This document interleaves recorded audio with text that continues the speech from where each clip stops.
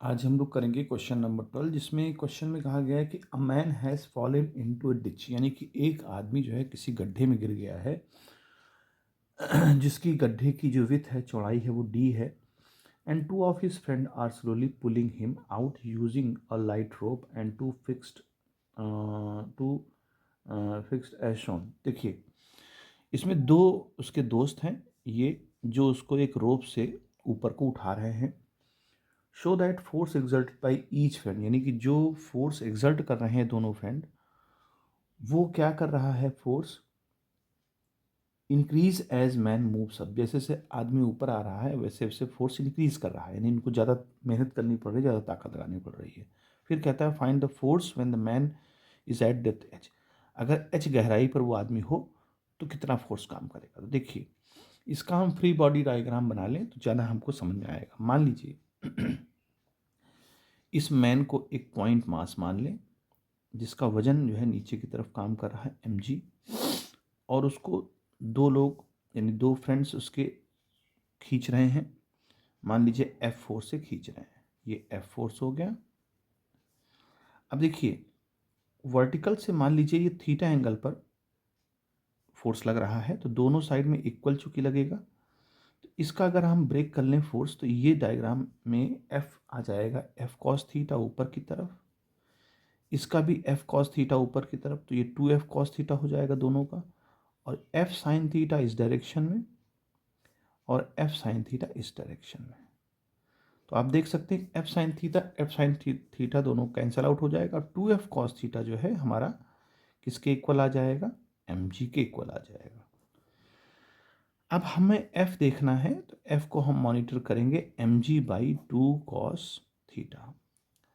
अब आप अच्छी तरह जानते हैं कि जब कॉस की वैल्यू, जब थीटा की वैल्यू जीरो होती है, कॉस जीरो की वैल्यू, तो ये 1 होती है, ठीक है। और जैसे जैसे 90 डिग्री हो जाता है, कॉस 90 डिग्री हो जाता है, थीटा बढ़ता है, तो कॉस 90 की वैल्यू जीरो होती है। यानी कि जब थीटा बढ़ेगा, जब थीटा बढ़ेगा तो कॉस की वैल्यू, ये हर एक में नहीं होता है, साइन में तो बढ़ता है, साइन थीटा अगर बढ़ेगा, थीटा बढ़ेगा तो साइन थीटा बढ़ेगा, लेकिन कॉस में क्या होता है, जब एंगल बढ़ता जाएगा तो कॉस की वैल्यू घटती जाएगी। तो इस केस में देखें, अगर हम इसको ऊपर लाएंगे, देखिए जैसे जैसे ऊपर आता जाएगा ये थीटा बढ़ता जाएगा। अगर आप इसको ध्यान से समझें, सोचें इसको, तो जैसे जैसे ऊपर आएगा तो थीटा की वैल्यू बढ़ती जाएगी, क्योंकि रोप थोड़ा सा इधर होती जाएगी, खिंचती जाएगी। अगर आप एज्यूम करें इसको, तो थीटा की वैल्यू बढ़ेगी। जब थीटा की वैल्यू इंक्रीज करेगी, थीटा की वैल्यू इंक्रीज करेगी, तो कॉस थीटा की वैल्यू डिक्रीज करेगी। और देखिए डिनोमिनेटर यहाँ पर नीचे है, कॉस थीटा की वैल्यू अगर डिक्रीज करेगी, एफ की वैल्यू क्या होगी, इंक्रीज करेगी। तो सबसे पहले तो ये समझ में आ गया कि फोर्स जैसे जैसे ये ऊपर आएगा वैसे वैसे फोर्स ज़्यादा लगाना पड़ेगा। तो यहाँ तो ये बात प्रूफ हो गई। अब दूसरी बात ये पूछता है कि फोर्स कितना लगेगा। तो इसी डायग्राम में थोड़ा सा हम चेंज कर लें कि अगर मान लीजिए इस डायग्राम में थोड़ा सा हम इधर बना लेते हैं इसको, कि अगर ये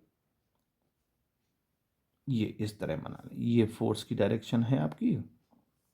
देखिए ये पूरी लेंथ d है, तो ये आधे से हम देख रहे हैं इसको, तो d ये कितना हो जाएगा, ये आधे पर का है, तो ये हो जाएगा d/2, और ये हाइट h, और ये एंगल थीटा।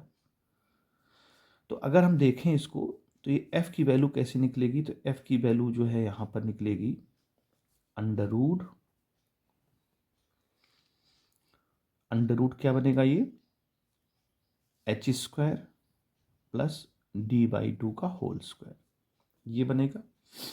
और यहाँ पर कॉस थीटा, देखिए इस इक्वेशन पे ध्यान देना है हमको। f की जगह हम क्या रख दें अपने, एक मिनट, ये हाइपोटेन्यूस है ना, इसको हाइपोटेन्यूस मानेंगे, ये हाइपोटेन्यूस है। अब चूंकि कॉस थीटा यहाँ वैल्यू पुट करना है, तो कॉस थीटा की वैल्यू क्या हो जाएगा, अगर base upon hypotenuse, base upon hypotenuse, base क्या है यहाँ पर, थीटा के सामने वाला परपेंडिकुलर होता है, तो ये हो जाएगा बेस, तो h बाई हाइपोटेन्यूस हमारा हो जाएगा h² प्लस d/2 का होल स्क्वायर, और इस अंडर रूट के अंदर बंद कर देंगे। अब ये जो वैल्यू है, इस वैल्यू को हम इसमें रखेंगे तो एफ की वैल्यू हमें पता चल जाएगी, एम जी और डिवाइड बाई 2 कॉस थीटा की value H divide by under root H square plus D by 2 का होल स्क्वायर।